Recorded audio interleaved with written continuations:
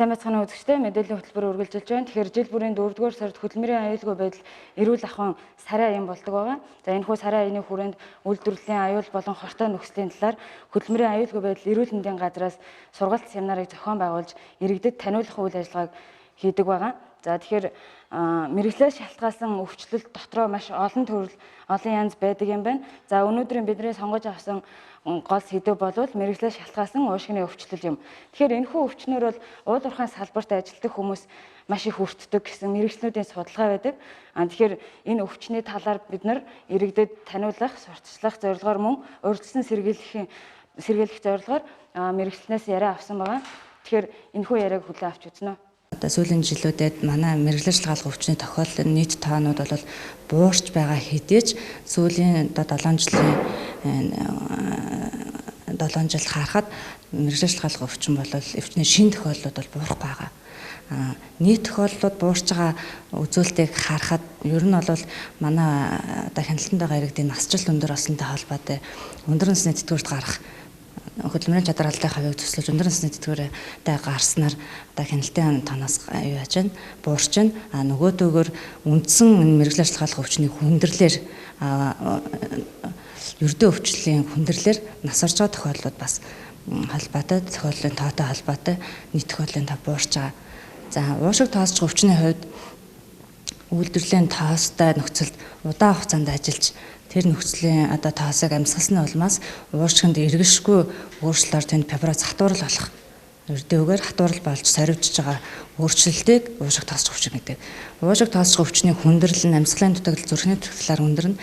Дээрээс нь одоо сүрээ хавдар зэрэг хүндрэлүүдээр хүндэрдэг.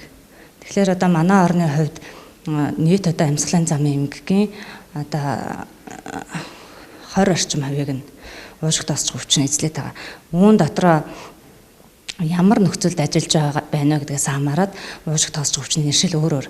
Ялангуяа сүүлийн жилүүдэд алт жонш одоо хөдрийн уурхад ажиллаж байгаа ажилчдад циликоз өвчний тохиолдлууд бол нэлээд гарч байна. 2019 оны сүүлийн байдлаар үндэсний статистик тоо мэдээгээр 992 одоо уул уурхай албарлах үйлдвэрүүд тусгай зөвшөөрөлттэй юм үйлдвэрүүд байна гэсэн тоо мэдээ байна.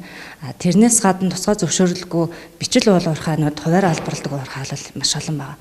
Тэгэхээр ингээд нүүрсний уурхайч ба алтны уурхайч олон байгаагийн хэрээр энд ажиллаж байгаа ажилчдын хөлмөр хамгаалал тухайн биеийн онцлог ямар байна гэдгээс хамаарат уушиг тоосч өвчин энэ амьсгалын замын мэрэгжил шалгаалгын өөрчлөлтүүд бол цаашдаа нэмэгдэх, буурахгүй байхаа бол тал ажиглагдаж байгаа. Антракоз, соликоз өвчнж бай, соликозч бай энэ мэрэгжлийн хамааралтай уушиг тоосч өвчин нөр өвдсөн тохиолдолд тухайн хүнд шинж тэмдэг тэр даруйдаа гарахгүй. Удаан аажим одоо хэдэн жилийн дараагаар тэрхэн ханиалгадаг, тамхи татдаггүй ч гэсэн ханаадаг. Ханаагаад хар цэр гаргах ч юм уу те цээжээр талны дагуур хөшөж өвддөг, цээжээр өвддөг. За ачаалттай хамааралтай амьсгааддаг, их ядардаг, хөлөрдөг, зовироод илэрдэг. За энэ бол нэлээд үе шаттай амжирсан тохиолдол илэрдэг. Тийм учраас нэгэнт ингэж хүндэрсэн тохиолдол илэрсэн тохиолдол бол энэ хүн одоо хүндрэх цаашдаа одоо тавилан гэдэр бол жоохон юу болдог, хэцүү болдог. Тэгэхээр энэ өвчнөөс урьдчилан сэргийлэхийн тулд хүмүүс жил болгон урьдчилан сэргийлэх болон хугацаа төслөгтэй хамрагдаж байгаа хэрэгтэй ажиллагч болон одоо хувь хүн өөрсдөө тэгжээж одоо ихэнх үедээ орчлогдсон тохиолдолд дараагийн хүндрэлээс сэргийлж чадна. Манай улсын хувьд уул уурхайг түшгэлсэн эдийн засагтай учраас энэ салбарт ажилладаг боловсон хүчин ихтэй гэж хэлж болно. Тэгвэл үүнийгээ дагаад мэрэгчлээ шалтгаалсан уушигны өвчлөл жил ирэх тусам нэмэгдэж байгааг мэрэгжлийн байгууллагуудын хийсэн судалгаанаас харж болох юм.